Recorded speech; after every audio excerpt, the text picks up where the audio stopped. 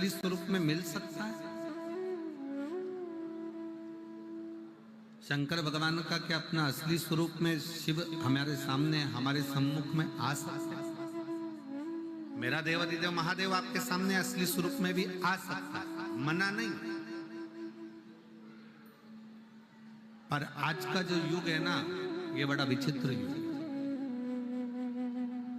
आज का जो समय है ये बड़ा विचित्र समय है। इस समय में आप शंकर भगवान को पहचान नहीं पाओगे। अगर असली स्वरूप में भी आ गए तो आप जान नहीं सकते।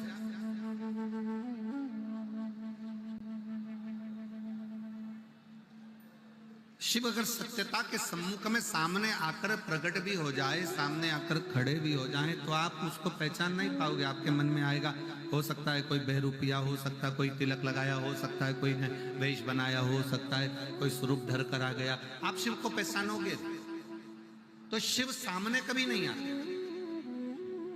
आप सबके स्मरण में होगा, एक बार लंका का राजा रावण भगवान शंकर को ढूंढने के लिए निकला।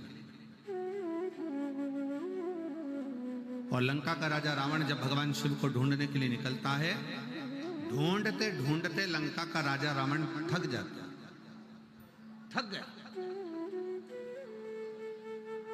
और थककर चूर होकर बैठ गया।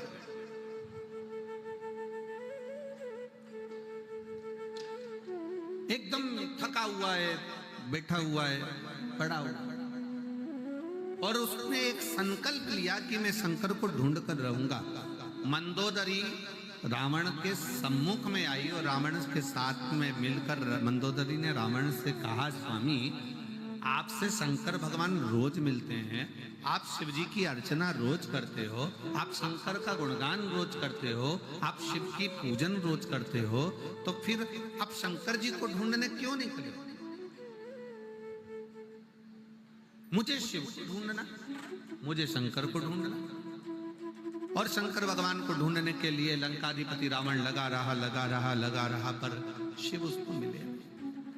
थक गया, चूर होकर गिर गया, पड़ गया, नीचे बैठ।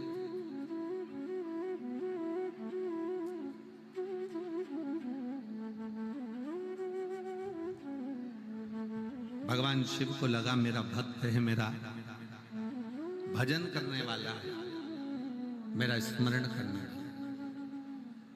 शंकर भगवान बोले, एक काम करो नंदी, जाओ जरा, और नंदी तुम जाकर लंकाधिपति रावण को समझाओ कि शिव को ढूंढने के लिए तुम मत करो, तुम एक काम करो कि जहां पर हो वहीं पर एक पार्थिव लिंग का निर्माण करो, और पार्थिव लिंग का निर्माण कर कर उसकी पूजन करो।